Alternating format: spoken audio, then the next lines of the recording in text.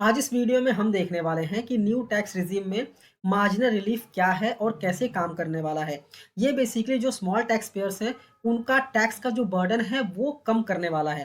कैसे कम करता है, मार्जिनल रिलीफ क्या है, इस वीडियो में हम डिस्कस करेंगे। तो मार्जिनल रिलीफ पहले तो काम कहाँ पे करता है, ठीक है। तो मार्जिनल रिलीफ बेसिकली वहाँ पे काम करता है जहाँ पे आपका इनकम बढ़ने की वजह से आपका इनकम जितना बढ़ता है उसके ज़्यादा प्रोपोर्शन में आपका टैक्स बढ़ जाता है।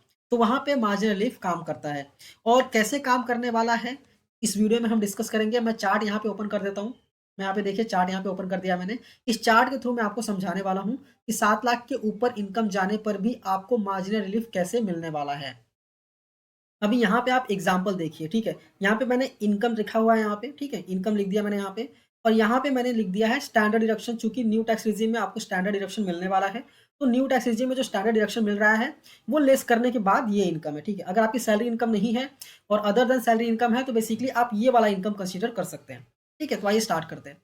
यहाँ पे मैंने लिखा है कि आपका टैक्सेबल इनकम है 7,05,000 रुपये, मतलब 7,55,000 है। 50,000 का डिडक्शन मिल गया, इसलिए 7,05,000 हो गया, ठीक है। आपको पता होगा 7 लाख तक आपको कोई भी टैक्स नहीं पे करना है न्यू टैक्स रिजीम में।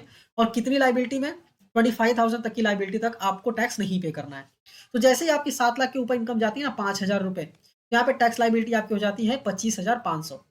7 लाख पे जीरो लाइबिलिटी। 5,000 जैसे ही बढ़ता है वैसे ही आपकी लाइबिलिटी कितनी हो जाती है, 25,500 रुपये।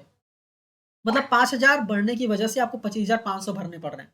मतलब आपका इनकम कितना बढ़ रहा है, 5,000, लेकिन टैक्स लायबिलिटी कितनी होगी, 25,000। जैसा कि मैंने बताया मार्जिनल रिलीफ कहाँ पे काम करता है, जहाँ पे आपका इनकम बढ़ने से इनकम से ज़्यादा आपका टैक्स बढ़ जाता है, ठीक है, वहाँ पे काम करता है। तो अभी हम यहाँ पे देखेंगे 5,000 मेरा इनकम बढ़ा है, तो हम क्या करेंगे, अपनी एक्चुअल जो लाइबिलिटी है ना वो सिर्फ 5,000 ही रखेंगे, ठीक है। बाकी माइनस करने के बाद जो आता है ना 20,500, वो हमें मार्जिनल रिलीफ मिलने वाला है। मतलब उतना टैक्स हमें नहीं पे करना पड़ेगा। नेक्स्ट देखते हैं, 7,10,000 हो गए। 10,000 बढ़ा है लेकिन उसका टैक्स लायबिलिटी कितना होगा, 26,000। मतलब 10,000 की वजह से 26,000 हो गया। तो हम सिर्फ 10,000 भरेंगे और उसके बाद 16,000 की रिलीफ हमको मिल जाएगी। इसके बाद जैसे ही 7,15 होता है तो 26,500, तो 15,000 माइनस करेंगे, 11,500 की हमको रिलीफ मिलेगी, ठीक है। मतलब 15,000 हमको एक्चुअल टैक्स पे करना पड़ेगा। 7,20,000 सेम यहाँ पे आप देख सकते हैं। 20,000 बढ़ने की वजह से 27,000 हो गया। मतलब 7,000 एक्स्ट्रा बढ़ा ना, तो वो 7,000 का हमको रिलीफ मिलेगा। 7,25,000 होने पे 27,500 हो गया, मतलब 2,500 एक्स्ट्रा टैक्स आ गया, ठीक है। तो ये 2,500 का आपको रिलीफ यहाँ पे मिलने वाला है। यहाँ पे ब्रेक इवन पॉइंट कहाँ पे आएगा, 7,27,778। जैसे ही इतना इनकम होगा ये हमारी टैक्स लाइबिलिटी होगी।